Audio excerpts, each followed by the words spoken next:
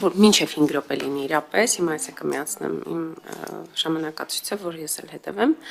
Տիկին դատախազ, այնուամենայնիվ ես կուզենայի ձեզ հիշեցնել, որ դուք արձագանքի էիք Դավիթ Մինասյանի գործին այն մասով, որ պետական պահպանության ծառայության աշխատակիցը ինչ հիմնավորմամբ է հարվածել պատարագին մասնակցող երիտասարդին, որտեղ հարցը բաց է մնացել, եւ այստեղ ձեր փութաջանությունը դուք նշեցիք, որ դատախազությունը հետևողական եղավ եւ արագ գործը ուղարկվեց դատարան։ Իհարկե այս արագաշարժությունը շատ լավ է, բայց ես նաեւ իմ խոսքի սկզբում արձանագրեցի, որ շատ ուրիշ գործերով, շատ ուրիշ քրեական գործերով տարիներ են տևում այդ քրեական գործերի քննությունները եւ ուզում եմ հասկանալ ինչն է խոչընդոտում, որ մյուս դեպքերով այդ արագաշարժությունը մենք չենք նկատում, մասնավորապես Հովիկ Աբրամյանի առանձնատան վաճառքի գործը, որ 4 տարի քննում եք, թե արգելանքի տակ գտնվող գույքը ինչպես է վաճառքի հանվել։ Եվ այդ համատեքստում նաև անիֆի մասով դուք ասացիք, որ երրորդ երկիրն գրություններ եք ուղարկել եւ որոշակի գործընթացներ կան։ Ես ուզում եմ հետաքրքրվել, ինչու է իրավապահներին սկսել հետաքրքրել անիֆի տնօրենը միայն այն ժամանակ, երբ որ նա Հայաստանից արդեն հեռացավ։ Այսինքն հենց տեսնում եք մեկը գնաց Հայաստանից, սկսում եք նրա նկատմամբ որոշակի իրավական գործողություն, հետախուզում եւ այլն, երբ որ անհնար է դառնում այլևս նրան քրեական հետապնդման ենթարկելը, որտեղ փախել է մարդը։ Հիմա այս դեպքում արդյոք անիֆով միայն տնօրենը պիտի պատասխանատվության ենթարկվի եւ այն բոլոր դերակատարները, ովքեր որ մինչեւ այսօր շարունակում են անիֆի մասով որոշակի բարձրաձայնումել, նրանք մնում են ըստ էության ստվերում։ Եվ նաև անհետ կորածների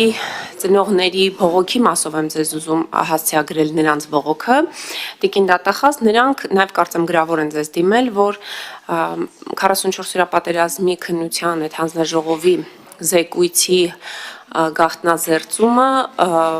չի իրականացվում եւ նրանք ակնկալում են, որ ձեր միջամտությամբ գոնե հնարավոր լինի, որտեղ կարծում են, որ պատերազմի ինչ-ինչ հանգամանքներ են թաքցվում, որը որ անհետ կորածների, բռնի անհետացածների եւ զոհվածների հարազատները համարում են քրեածին իրավիճակ եւ այս մասով կուզենայի լսել ձեր դիրքորոշումը։ Ինչպես նաև հետաքրքիր էր ուղղակի որպես պետական պաշտոնյա, նաև մարտով միջազգային գործընկերների հետ հաճախ շփվում է անհետ կորածների որոնողական աշխատանքների մասով։ Արդյոք կա որևէ նորություն եւ տեղաշարժ, դուք ինչ տեղեկություն ունեք։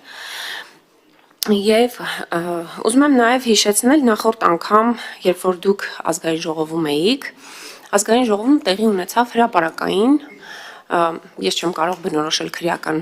հանցագործությունը, թե ոչ դա ձեր աշխատանքն է, այնուամենայնիվ հանրության ոչ հաճելի խուլիգանական վարքագծի դրսևորում, երբ որ ազգային ժողովի մեծամասնությունը, թվականակով ավելի մեծ, փոքրամասնության ներկայացուցիչներին սկսեց հարվածել, հայհոյանքներ, անվայելուչ պահվածք ուղիղ եթերում, գլխավոր դատախազի աչքի առաջ եւ դուք որևէ իրավական գործընթաց չնախաձեռնեցիք այս մասով։ Ուզում եմ հասկանալ, արդյոք դա քրեա իրավական գնահատականի արժանի արարք չէր, երբ որ մենք բոլորս տեսնում էինք, թե ինչ էր տեղի ունենում եւ պատգամավորները ինչպես էին հայհոյանքներով եւ անվայելուչ բառապաշարով հարձակվում իրենց մյուս գործընկերների թվականակով ավելի փոքր դիմադիրների վրա եւ իրականացնում բռնություն։ Ու նաեւ վերջին հարցս Անկեղծ ասած, այս հարցը ինձ լրագրողներն են տվել, որովհետև չեն կարողանում ձեզ հետ հաղորդակցվել, դուք չեք պատասխանում հարցերին։ Ազատության լրագրողը ինձ խնդրեց ձեզանից հետաքրքրվել Սոնա Մնացականյանի գործով, հայտնի Ավտոշարասյան զոհված հղի կնոջ, ինչու դատախազությունը, որ վերադասության կարգով Սոնայի ընտանիքի բողոքը, որով պահանջվում է փորձաքննություն նշանակել եւ պարզել Ավտոշարասյան ձայնագրությունը, իսկապես տեխնիկական անսարքության պատճառով է վերացվել, թե կա արտաքին միջամտություն կամ որևէ այլ հանգամանք, որ ձայնագրությունը վերացել է։ Հետևաբար կխնդրեմ նաեւ սրան արձագանքել, որը նաեւ հանրային նշանակության հարց է եւ կարծում եմ, որ բոլորին էլ հետաքրքրում է, թե ինչու չկա ըստ էության որևէ պատժամիջոց մինչ այժմ, որը որ կբավարարի տուժող կողմին։ Շնորհակալություն։ Ես ռեգլամենտը Շնորհակալություն Տիկին Թովմասյան, այդ թվում եւ ռեգլամենտը պահելու համար, խնդրեմ Տիկին Քլոյան։ Ես որպես